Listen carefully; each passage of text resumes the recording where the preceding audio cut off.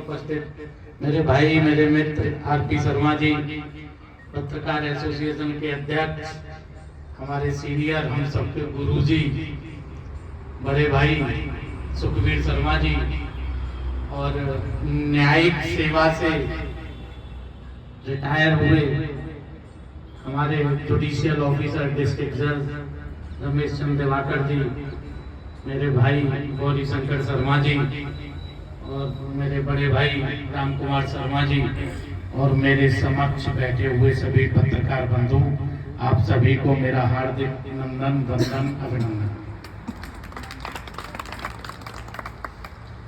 पत्रकारों की यूनिटी की बात है, ये तो वो शेर हैं कि जो अकेला ही काफी है पूरे जंगल में दौड़ाने के लिए। और इस स्थापना दिवस के मौके पर मैं थोड़ा सा पत्रकारिता के बारे में कहने की कोशिश करूंगा, और थोड़ा सा कोशिश करूंगा, वैसे आप सबके संज्ञान में ये विषय होंगे कि भारत में पत्रकारिता की शुरुआत कब हुई, भारत में पत्रकारिता दिवस कब मनाया जाता है और क्यों मनाया जाता है। ये कुछ विषय हैं जो मेरे जहन में आए और सोचा कि पत्रकार भाइयों के बीच में रखूंगा, तो हो सकता है कुछ मेरा भी ज्ञान वर्धन होगा। तो दोस्तों, जब यह ब्रिटिश पीरियड थी और ब्रिटिश सरकार थी, एक समय वो भी था पूरे वर्ल्ड में कि जब समाचार पत्र या पत्रिकाएं या किताबें हाथ से लिखी जाती थी, आपके पास कोई छपाई की मशीन नहीं होती थी। इस मशीन का आविष्कार 1620 ईस्वी में हुआ, और ये हिंदुस्तान आते आते इसे 100 साल लग गए 1774 ईस्वी में। और पहला अखबार, पहला न्यूज़पेपर सन 1776 ईस्वी में ब्रिटिश सरकार के लिए विलियम वॉल्टस ने, जो सिर्फ सरकार की बात करता था, जनता की बात नहीं करता था। उसे सिर्फ सरकार के ही अनुदान से चलना था, सरकार के ही लिए काम करना था, जो सरकार का पिट्ठू भी कहा जा सकता था। इसीलिए उसके पैर बहुत लंबे नहीं हुए और बहुत जल्द ही बंद हो गए। सच्चाई तो यह है कि भारत में पत्रकारिता के जनक कहे जाने वाले जेम्स ऑगस्टस हिक्की, जिन्होंने पहला न्यूज़पेपर 29 जनवरी 1780 में निकाला, जिसका नाम था हिक्कीज बंगाल गजट। ये एक ऐसा न्यूज़पेपर था जिसने ब्रिटिश सरकार की नींव हिला दी, जिसने ब्रिटिश सरकार के खिलाफ लिखना शुरू किया। हिक्की के शब्दों में अगर मैं आपसे कहूं तो वो कहा करते थे कि पत्रकारिता क्या है, मेरे मन और मेरे विचारों की स्वतंत्रता है पत्रकारिता। मुझे मेरे मन और विचारों की स्वतंत्रता के लिए अगर मेरे शरीर को बंधन में डालना पड़ता है तो मुझे उसमें भी मजा आता है। शरीर के बंधन से मतलब समझे, जितने दिन उन्होंने पत्रकारिता की, उसके आधे दिन आधे समय वो ब्रिटिश सरकार की जेलों में बंद रहे, क्योंकि उन्होंने ब्रिटिश सरकार के खिलाफ आवाज उठाई, और उसी आवाज का परिणाम था 1857 की क्रांति। तो पत्रकार जब बनो तो पत्रकार निष्पक्ष हो, पत्रकार निर्भीक हो, पत्रकार निडर हो। अगर पत्रकार किसी लालच में आकर पत्रकारिता करता है ना, तो वो पत्रकारिता में कभी पुलित्जर जैसा अवार्ड नहीं ले जाता। आपके संज्ञान में होगा कि पत्रकारिता का सबसे बड़ा अवार्ड क्या है। पत्रकारिता में जो सबसे बड़ा अवार्ड है वो है जोसेफ पुलित्जर अवार्ड। रोम के सबसे बड़े पत्रकार थे जिन्होंने पत्रकारिता में निष्पक्षता, निर्भीकता और निडरता की नींव रखी। उसमें कहीं लालच नहीं था, उसमें कहीं भी किसी भी तरह का स्वाभिमान गिरवी रखने जैसी कोई चीज नहीं थी। अगर पत्रकारिता करनी है तो मन और विचारों की स्वतंत्रता के लिए करिए। अगर उसके लिए शरीर का बंधन यानी कि हमें जेल भी जाना पड़े तो हम जाएंगे, इसके लिए हम तैयार हैं। तो वही पत्रकार, वही मानस, वही वकील, वही जज, प्रोफेशन चाहे कोई भी हो, वो लालच से परे होना चाहिए।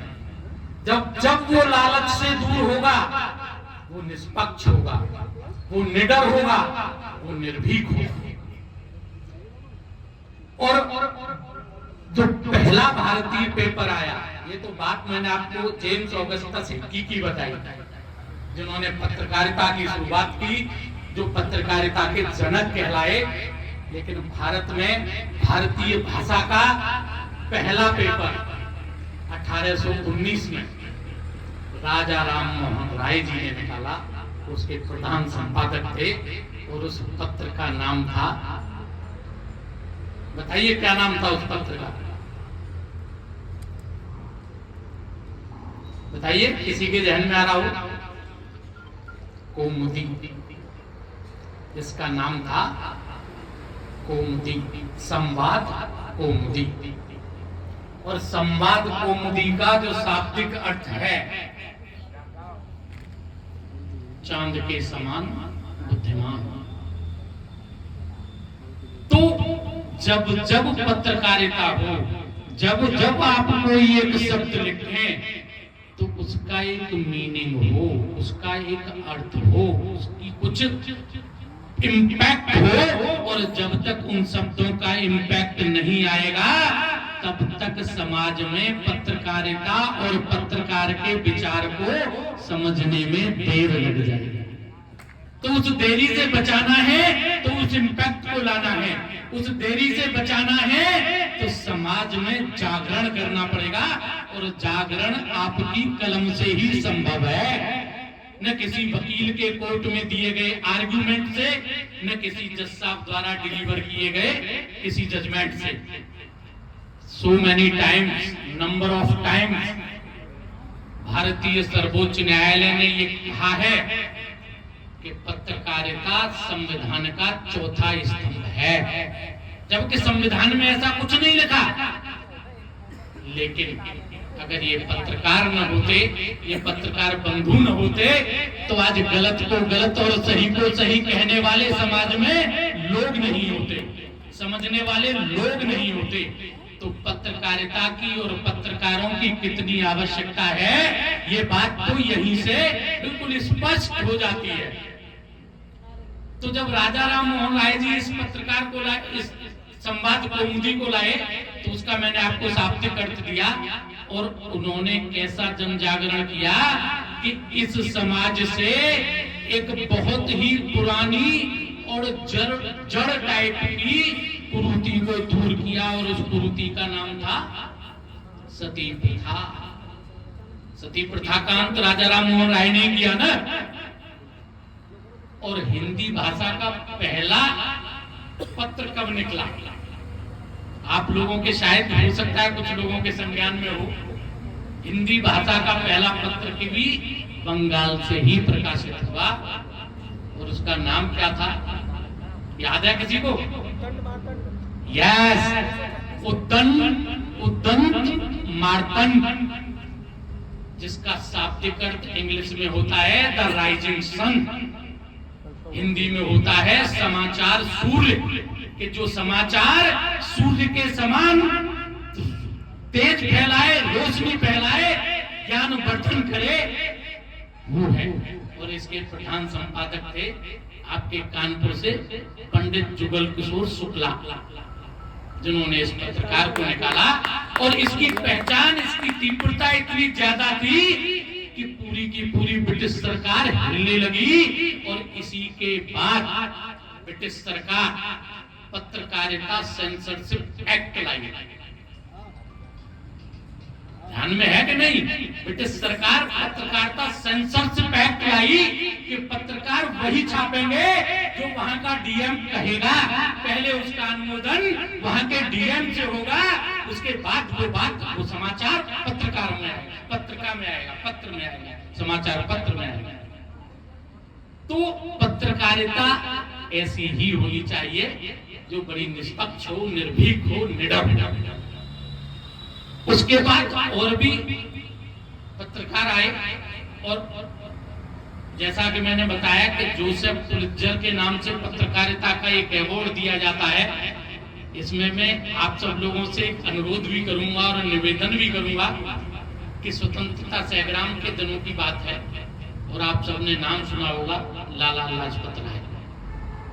लाला लाजपत राय इतने इंटेलिजेंट, इतने बौद्धिक व्यक्ति थे कि जिन्हें आप इकोनॉमिस्ट भी कहते हो, जिन्हें आप लॉयर भी कहते हो, जिन्हें आप जर्नलिस्ट भी कहते हो।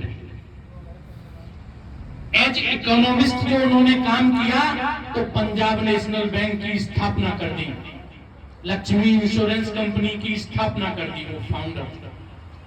और जब एज ए लॉयर काम किया तो हरियाणा बार काउंसिल की स्थापना कर दी।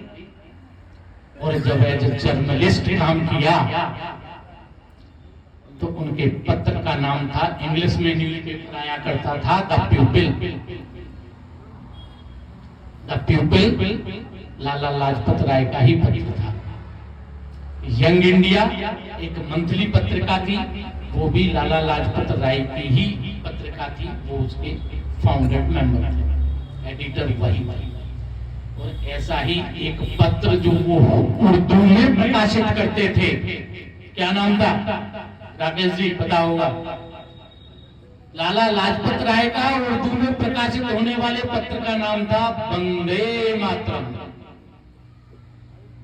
जो आगे चलकर देश की आजादी की लड़ाई का एक अस्त्र बना। तो वो पत्र वंदे मातरम उर्दू में लाला लाजपत राय के द्वारा निकाला जाता था। और वो इतनी निष्पक्ष, निर्भीक और निडर पत्रकारिता करते थे कि साइमन कमीशन आए और ऐसे सारे कई उनका उन्होंने विरोध किया। तो एक ऐसे निर्भीक और निडर पत्रकार की हत्या कैसे की गई?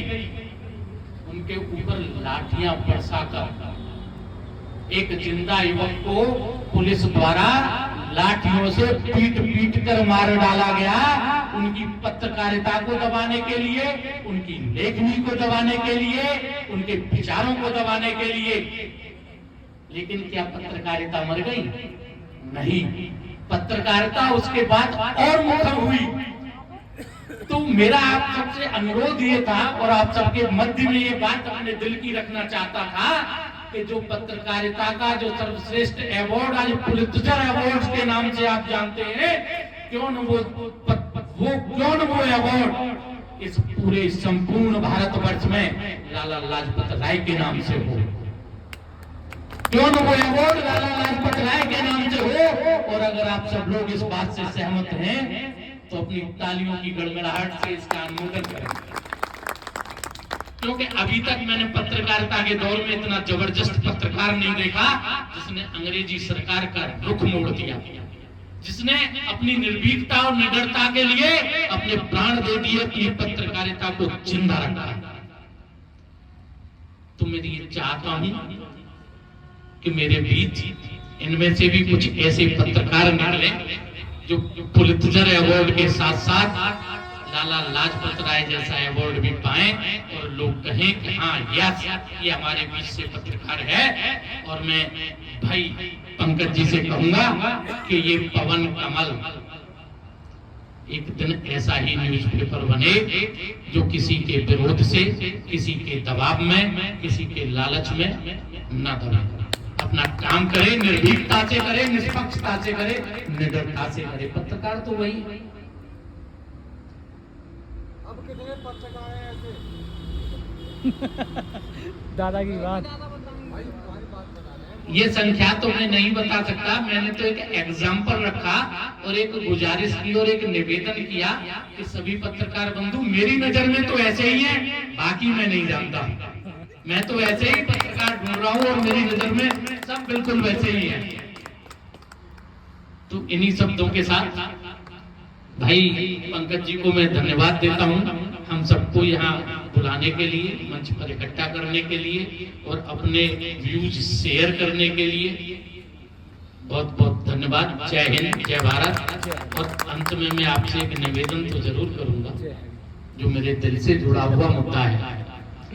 अलीगढ़ चाहे बदलाव, अलीगढ़ चाहे बदलाव, हरिगढ़। अगर ये हरिगढ़ हरि के बच्चों को नहीं मिलेगा तो किसको मिलेगा? ये क्वेश्चन मार्क है। आप इस पर सोचें और मैं आप सबसे निवेदन करूंगा कि आज से, अभी से और इसी वक्त से आप सब एक संकल्प लें कि हम अपने मन में, अपने मस्तिष्क में, अपनी जुबान पर अगर कोई शब्द इस्तेमाल करेंगे तो वो हरिगढ़ होगा, वो हरि का नाम होगा। जब ये शहर हरिगढ़ होगा तो ये शहर हरिमय होगा, और जब ये शहर हरिमय होगा तो यहाँ किसी भी चीज की कोई समस्या नहीं होगी। राम राज होगा, राम राज की स्थापना होगी और हम सब मिलकर उस एक नए हरिगढ़ शहर का निर्माण, एक ऐसा शहर जहां से लोगों का पलायन न हो, एक ऐसा शहर जहां कोई बेरोजगार न हो, एक ऐसा शहर जहां वैमनस्यता न हो, एक ऐसा शहर जहां सभी शिक्षित हों। आओ हम सब मिलकर ऐसे शहर के लिए संकल्पित हों। जय हिंद, जय भारत, भारत माता की जय।